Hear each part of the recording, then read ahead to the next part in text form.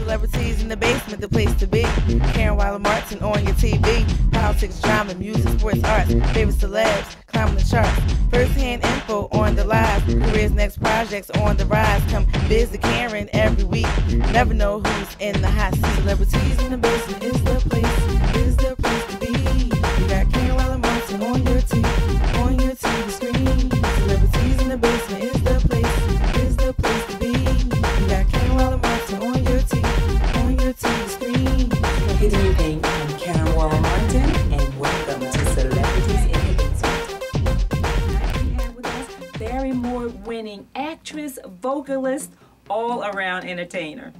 Please help me welcome Philadelphia native, and she's my sister Leo, Joylette Harris. Welcome, Joy. Thank you, Karen. So much. Yeah. Thank you so much for coming out. Yes, thank you. Yes, absolutely. It is truly a pleasure to have you here with us on Celebrities in the Basement.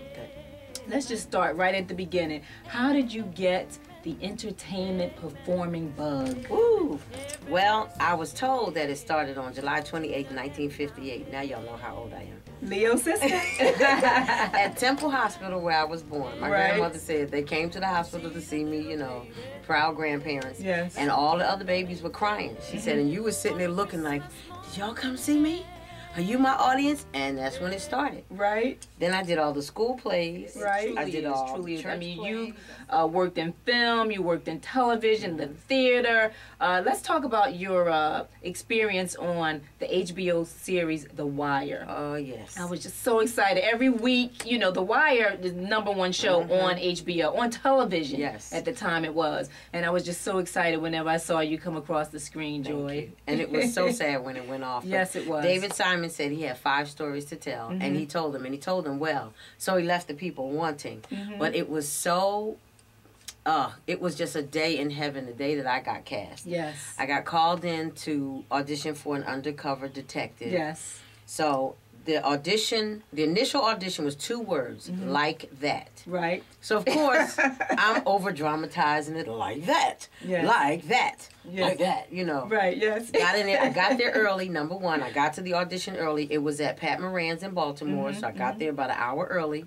I dressed for the part. It said undercover detective, so I had on, went back in the recesses of my mind and said, okay, well, what have I seen undercover DTs wearing on television? Yes. So put on a turtleneck and a suit. Yes. People came in there in flip-flops and jeans, and I'm like, okay, that's undercover. Yes. But I wanted to maintain the professionalism. Yes.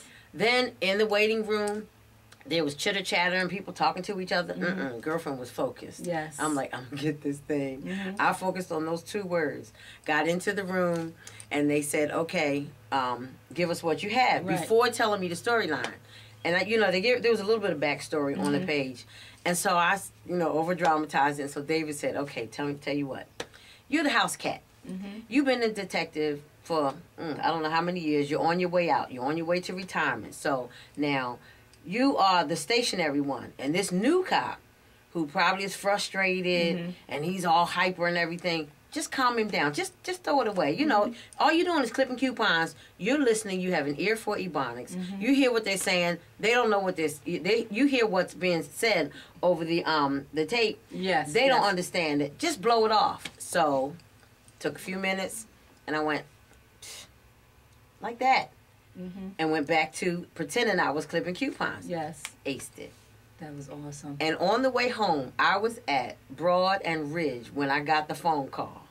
Baby, I stopped the car. I got out and I did a little holy day. I know you did. Yes, indeed. You were on one whole season, weren't you? I was on season 3. Yes. I did 7 out of 12 episodes. Excellent. And then I started season 4, and I did 4 of those episodes. Was supposed to open season 5, but I was in California. And unfortunately, you're not available.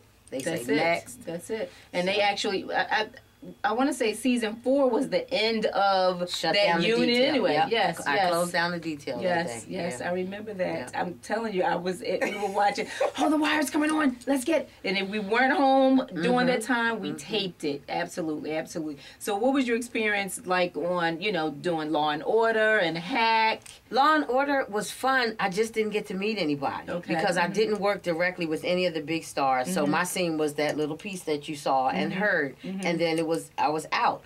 Hopefully there'll be more because it was really good. Hack was supposed to be continued. It didn't, and I'm always a police officer. Yes. On Philly, it was supposed to be continued, I would have been a regular. I was a police officer in Philly, right? Yes. And it didn't really last. So you know, I'm.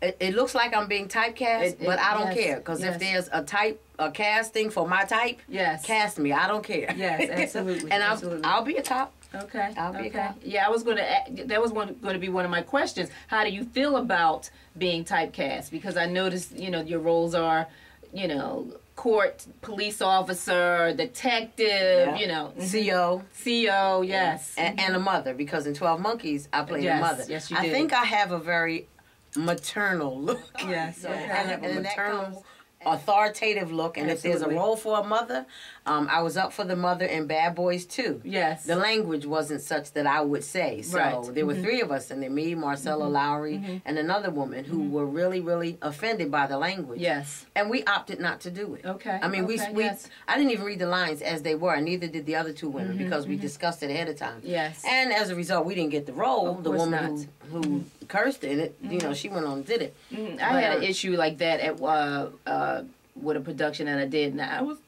crying the blues to John, to my husband. I was like, I can't say these words. I can't say these words. And there's you have to draw the line somewhere. Have to draw the line. I have cursed in Animal Factory. Yes. I have cursed on The Wire. Yes. But there's some things I'm not blaspheming. Yes, no, absolutely. I'm not taking the Lord's name in vain. Yes. Anyway, anyhow, no Yes. sir, ain't gonna do it. Yes. And I don't take off my clothes. Exactly. Because I think you have to have some kind of morals and some kind of standards. Absolutely. But there was a point where I was losing weight, and it was coming off really well. And I went into one of the agent's offices in the city that I freelance with, and she said, "You look great, but what are you doing?" Right. And I said, "Well, I'm working on." She said, "Girl, your type is a rarity. Yes. Don't lose too much because when they need a certain that was Roe at Expression on Church Street, right?" And she said, "Don't go down too far because you know everybody else is a dime a dozen. I'm not an ingenue." Yes. And so when they need a mother, a full-figured black mother, here I am. Yes, you are. So you know, God bless. I'm grateful. Yes.